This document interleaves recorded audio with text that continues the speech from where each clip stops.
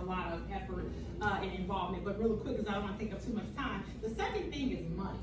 Have you guys ever thought about that? It's money.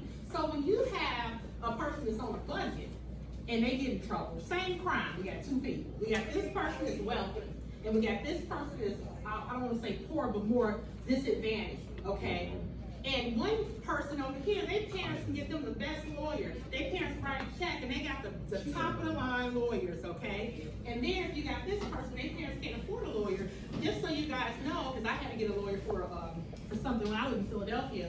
The first day you hire them, I had to pay $5,000 just for the retainer. And honey, that $5,000 ran out super quick. So my point to saying that is, you have to have money day one for the lawyer to come. So if you don't have money sitting around like this person does, you end up with a court-appointed attorney. And they're overworked, they're not as sharp. Does that make sense? So who would you want to be? The person with the fancy lawyer? Or would you want to be this person over here with somebody got 1,000 cases?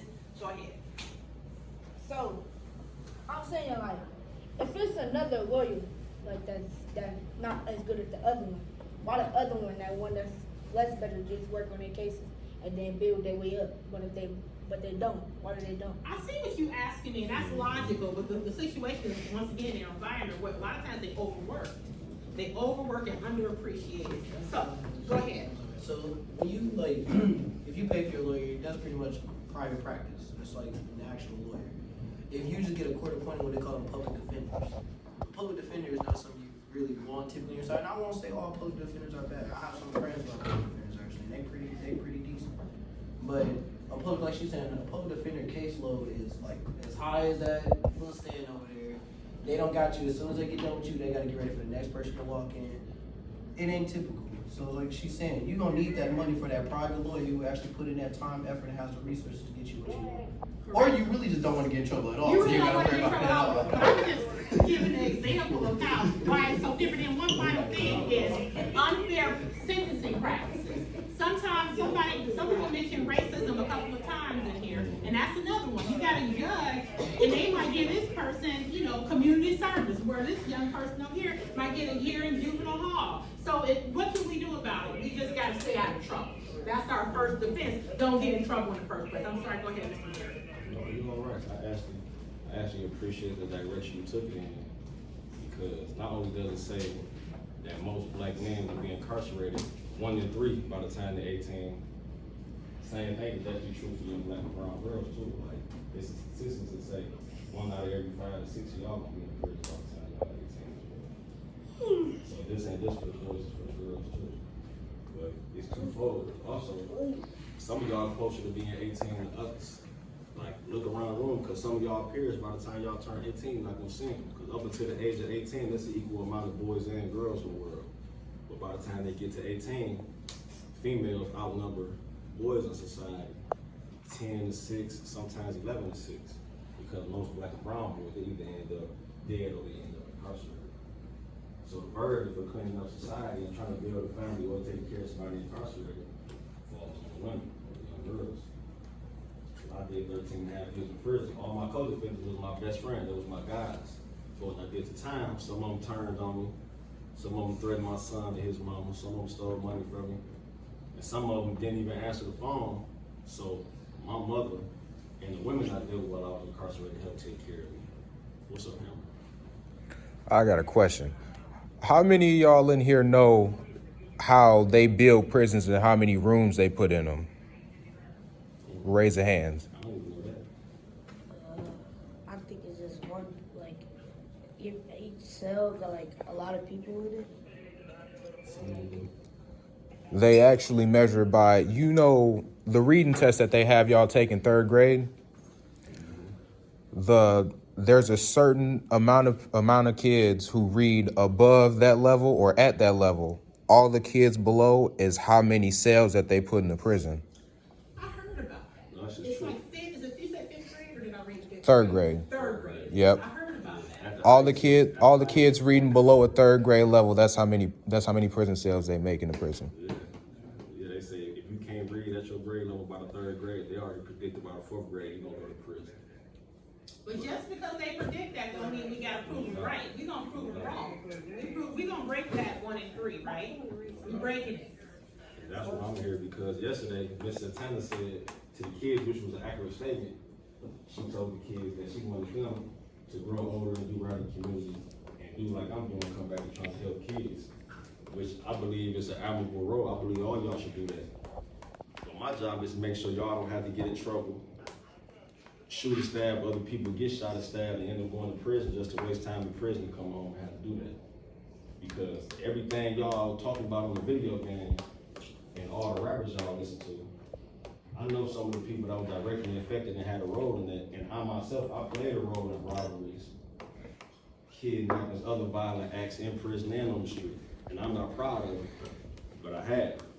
And some of that decision making actually had an ill effect on my son, because not only did I abandon my son, when my son was a 1-year-old baby, I had people send me for us in prison, and they was gonna look for my baby mama and kill my son because they couldn't kill me because I was in prison already. And it worked out that when I got home from prison, some of them was either incarcerated, they had moved on, and then one of them had actually died while I was in jail. So I'm here to tell you that not only do the crime don't pay, for some reason I was allowed to be here. I did crime to pay bills, take care of my sons, and to buy nice clothes and shoes. But I got more shoes in my basement now than I did in my whole 20 years doing crime. And I did 9 years in prison for $4,000, roughly $4,000. But the state of Michigan got $35,000 to $40,000 a year for me every year. So I feel like not only did I lose, I got pimped out to the state of Michigan. Because while I was out here robbing and hurting people, the state of Michigan got 10 times more money for me every year I was in prison than I did as a criminal. So, not only did crime didn't pay, I actually felt like I was a crash shot. I was a dummy. I was probably the biggest clown in my whole social circle. And a lot of y'all think it's cool to crash out. I even seen some of y'all names on Instagram, but some of y'all go to the club, y'all actually got crash out in y'all names, like that's cool. Ain't nothing cool being a crash out. Ain't nothing cool with crashing out. Ain't nothing cool about getting mad, having a bad day, then walking inside the school and shooting somebody, or getting mad because the girl talk about your shoes or your hair or your eyelashes, or getting mad because somebody chooses to try to bully your friend, but instead of you dealing with it in a rational way, you grab a weapon to hurt somebody. That's a crash out. You going to jail and forcing your parents to take care of you. Then while you're in prison, you seeing your best friends get assaulted, get robbed, get raped, or you seeing other people get raped, or you being forced to carry a weapon to the shower so you can feel safe every day while you're in jail or prison. That's all clown behavior. And this reality may not be something y'all can relate to right now. And I hope none of y'all have to relate to it for the simple fact, animals live better than you do when you're in jail. The way y'all see these stray cats and dogs running around Benton Harbor, or these ducks and geese in the middle of the road, you understand what I'm saying? These animals that's free live better than you do when you're in jail. How much your shoes cost, you know? Yeah. How much your shoes cost? I don't know, like 150, 200. Okay, how much your shoes cost? Aisha, how much it cost to get your hair done? Okay, bro. How much it cost to get your hair done? $100. Okay, so plus that, so what's that, like 150, 175, something like that total? Okay, close enough. Do you know, for all of y'all that like to glorify, partake in negativity, play the role of the YN, when they put them handcuffs on you all, it's gonna take anywhere from 3 to 6 months of working in prison just to get $125 in your account. Because you only get 37 to 57 cents a day in prison. So for everybody chasing the fast money, like Miss SaTanna said, y'all don't want to go to the KFC, the Popeyes, McDonald's, and work y'all way up. Become the manager, or take a percentage out y'all check and invest it into a franchise so you can own your own restaurant. Or do like the little brother said, be an architect. You want the fast money, you're gonna end up coming out way better staying free and working. Because the same people you clown or choose not to be like, they're gonna be the same people y'all calling for money and secure pack when y'all locked up. So before I close out, I want to say, one, I appreciate y'all for listening. Two, for those who was respectful, gave feedback, paid attention, and listened, I appreciate y'all. The ones who didn't, I hope y'all come back tomorrow better than y'all was today, because ain't nothing worse than somebody give y'all a free game, something beneficial to y'all, and y'all choose to ignore it or let it drop on the floor and let somebody else get it who probably don't even deserve it. 3, y'all give Miss SaTanna a round of applause. Let's go And let's give Mr. Ben a round of applause for volunteering his time and coming to talk to us guys. We appreciate it. And thank you. Thank you for coming back. You guys want your hot Cheetos or Doritos? On my big bag, got something I'm already doing. You tripping out procedure tomorrow. You gotta get checked for your cola counts. You gotta smoke tomorrow. I told you on the liquid diet.